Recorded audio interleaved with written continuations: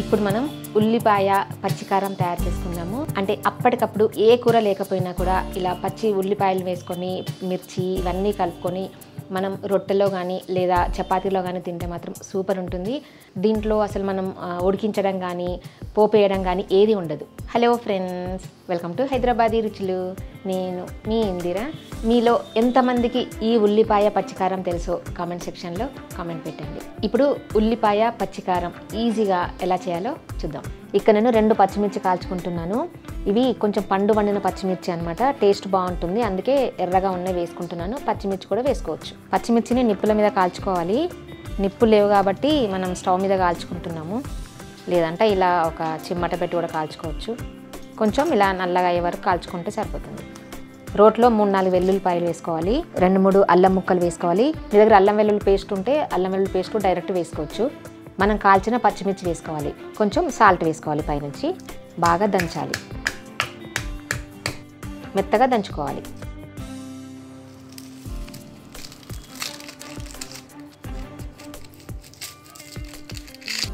ఉల్లిపాయల్ని పొడవుగా కట్ చేసుకోవాలి.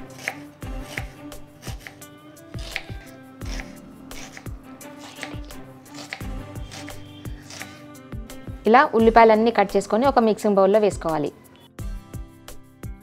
ఇప్పుడు ఈ ఉల్లిపాయల్ని ఇలా విడదీసుకోవాలి. అంటే ఇలా నలిపితే విడిపోతాయి కదా ఇవన్నీ. మేము చిన్నప్పుడు మా నాన్నమ్మ చేసేదన్నమాట రొట్టెల మీదకి.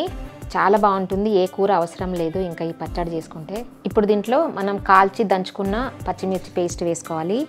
1/2 టీ స్పూన్ కారం వేస్తున్నాను. 1/2 టీ స్పూన్ ధనియాల పొడి. దంచేటప్పుడు కొంచెం వేసాను, మళ్ళీ ఇంకా కొంచెం సాల్ట్ వేస్తున్నాను. కొంచెం కొత్తిమీర వేస్తున్నాను పైనుంచి. 1/2 లెమన్ పిండుతున్నాను.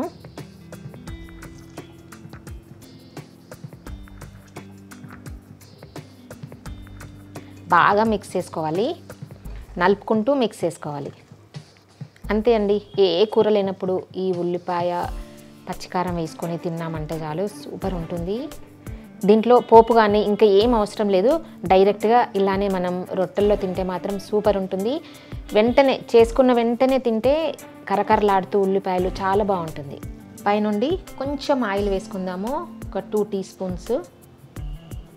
నేను wholesome wood pressed groundnut oil వేస్తున్నాను. చాలా బాగుంటుందండి, మంచి క్వాలిటీ ఆయిల్ ఇది. బాగా మిక్స్ చేసుకోవాలి. అంతే, చూసారు కదా, ఈజీగా ఉల్లిపాయ పచ్చికారం రెడీ అయిపోయింది. సూపర్ ఉంటుందండి. టేస్ట్ చూద్దాం.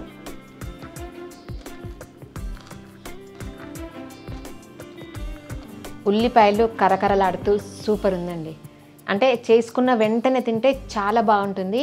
కొంచెం లేట్ అయితే ఉల్లిపాయలు కొంచెం మెత్తబడతాయి. నచ్చిందా?